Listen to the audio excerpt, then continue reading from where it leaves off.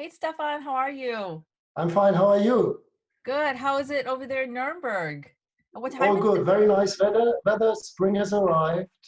Nature doesn't know anything about the current issues we have. Birds are singing. Sun is shining. Oh, good. Give me some update about Germany's situation. How has it been with, shelter in place? What's been going on now? Yeah, it looks like numbers and the current situation is improving slowly but steadily. Mm-hmm. Still, all the senior officials in government, they are reluctant to release all the restrictions and rules we have to follow. But it seems like we see the light at the end of the tunnel. Some smaller shops are about to reopen in the next few days. Schools, some of the schools will be reopening in the next few days. So still not life as usual, far away from it, but we see that things might make change in the next few days and weeks. Oh, good, good. So, Stefan, how have you been feeling, through this whole shelter in place and everything that's been going on? How have you, and like the rest of your friends, how have they been feeling emotionally, mentally? How are you guys doing? Well, yeah, I think it's a challenge for all of us. We are all in this together, but um, also some of my friends struggling financially because they are also either lost their jobs or on reduced salaries. But one thing is for me very has been very enlightening when I've been talking to my dad, who is now 85 and who experienced the Second World War as a kid, and the years after the Second World War, which have been very tough in Germany also. And he said, "Look, Stefan, okay, I see the fact and I can understand that this is not nice times and lockdown and shelter in place. But look, Stefan, I've survived a war and we lost our house from one day to the other through all these bombings going on. There was nothing in the shops. There even have not been any shops because most of the cities has been destroyed. And I lost everything. I lost my toys, my clothes, my shoes. Everything was gone from one day to the other. And we had no house, nothing to eat, and restricted food, very restricted food supply. We have been starving all day. And look, compared to this, this is not nice, but nothing compared the hard times during the Second World War and after the war here in Germany, Yeah. and Mhm. maybe in other countries too. Yeah, what a great perspective to have, especially with your dad going through that whole wartime.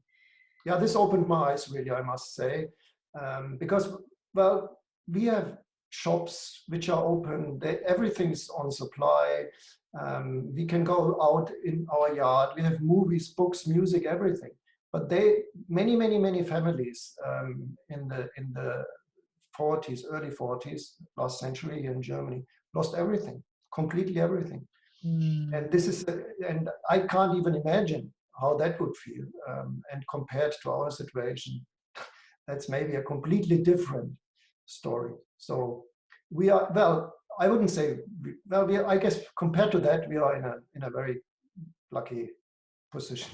Yeah, and the city of Nuremberg, when I visit, I feel like it's a very it looks like it was bombed heavily because everything is pretty much, erected anew except, you have the opera house and the castle. Um, Yeah, that's completely true because most of the city, I don't know exactly the percentage or the fraction, but I think it was um, 60, maybe 70% of the downtown and also of the industrial part of the city was completely destroyed. And I can only recommend to search for images on Google or in the internet of Nuremberg or Dresden or Berlin or other large cities, because it's unimaginable how completely destroyed these cities have been.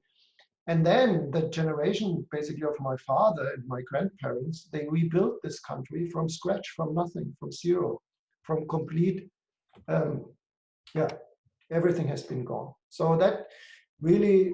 And now it's also all about this generation which we need to save. We need to save their lives by staying at home and shelter in place, because these are the most vulnerable of all the population now, because they are all now in their 80s. And my grandfather is still alive. He's in his early 90s, and he has been in the Second World War as a soldier even, and survived the war against the Russians, and on the other front against the US and British troops. So, and they rebuilt this country, and now we shelter in place to save their lives. Did you say your grandpa's still alive? Yeah, he's still alive. He was the second husband of my grandma, so he was much younger than my grandma. Okay. Okay. He's 92 now, or Wow. 93 even. That's Yeah. amazing. That's amazing. I wonder if Nuremberg has his name in history there. You remembering him for from the war. Yeah, he was like, as a 16, 17-year-old kid, he had to go to the tank troops. That He is was in a tank, and he was in a tank and was sent to Russia and deep into Russia, and he survived everything. It's amazing. that is amazing. And then had the power and force to rebuild this country to what it is now. That is phenomenal. Yep. It's great.